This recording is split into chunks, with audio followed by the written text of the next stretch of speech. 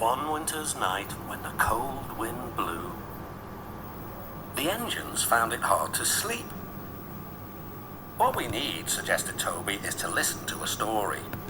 A mysterious story, said Percy. But, added Duck, it must have a happy ending. Driver told me a story, said Thomas. So everyone listened. Once upon a time, began Thomas, there were 3 little engines who lived in their own little shed on their own little railway. Their names were Duke, Stuart, and Falk. Duke was the oldest and named after his grace, the Duke of Sodor. He was proud of this and loved to keep the little engines in order.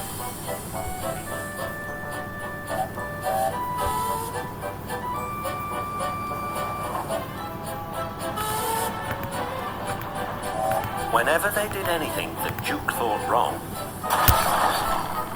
he would say, that would never suit his grace.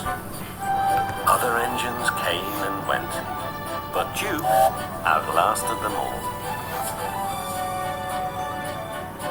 Stuart and Falcon used to call him Granpuff.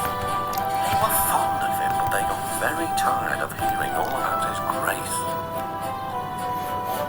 Sometimes they would tease him and chant, engines come, engines go, Granpuff goes on forever. You impertinent scallywags, Duke would say. Whatever are you engines coming to? Never mind, Granpuff, we're only young ones.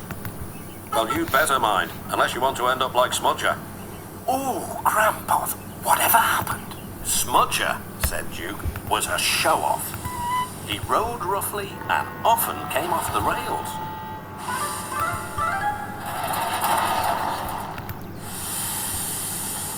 I warned him to be careful, but he took no notice. Listen, Dookie, who worries about a few spills? We do here, I said, but Smudger just laughed. Until one day, manager said he was going to make him useful at last. Smudger stopped laughing then. Why? What did he do? He turned him into a generator. He's still there behind our shed. He'll never move again. After that, Stuart and Falcon became really useful engines, and all 3 were happy together for many years.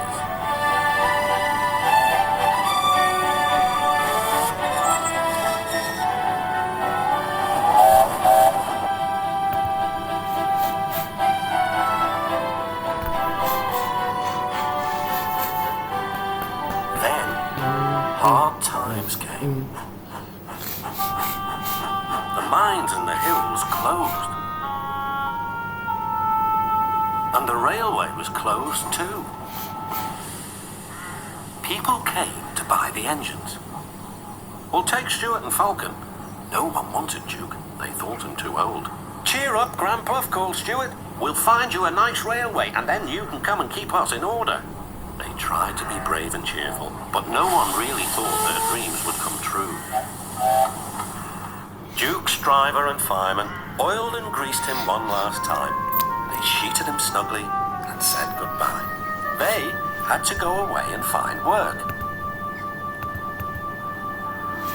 Duke was alone. Oh well, he sighed, I'll go to sleep. It'll help pass the time.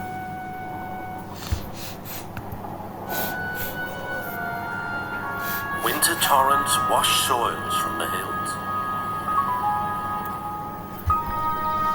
Trees and bushes grew all around.